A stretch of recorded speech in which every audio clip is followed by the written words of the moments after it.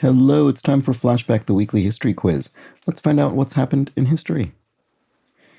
In 1580, Sir Francis Drake's fleet is the second to sail around the world. Unlike Magellan, he survives. Against that, Violet Jessup, a nurse, survives the sinking of the Britannic.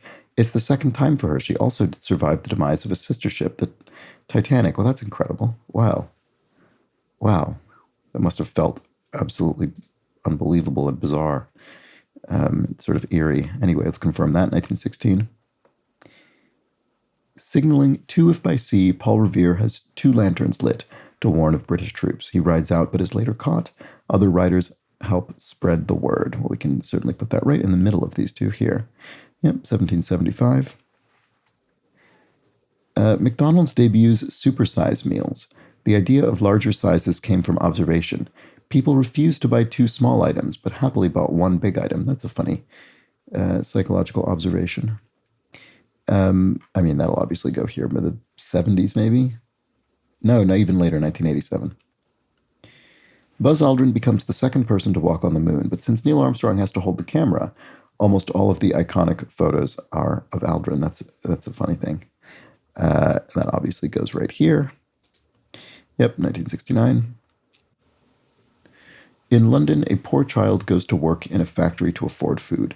The boy, Charles Dickens, later draws on the experience in his second novel, Oliver Twist. And I feel it really informs, honestly, quite a few of his novels. Anyway, that's in the 19th century, 1824. Just before the U.S. Civil War, Tsar Alexander II ends serfdom in Russia. It's not idealism. He needs more workers to join the army after the Crimean War. Well, there's a bit of a tell here just before the U.S. Civil War. So I mean, even if this was totally unclear, you could just stick it there and be correct. 1861. Obviously, if you know roughly when the U.S. Civil War took place. The transcontinental railroad is completed by 2 rivals. They had initially built routes that ran right past each other. After all, they were paid by the mile. When was the transcontinental railroad completed? I assume it was after, not before 1861. It was 1869, not by long.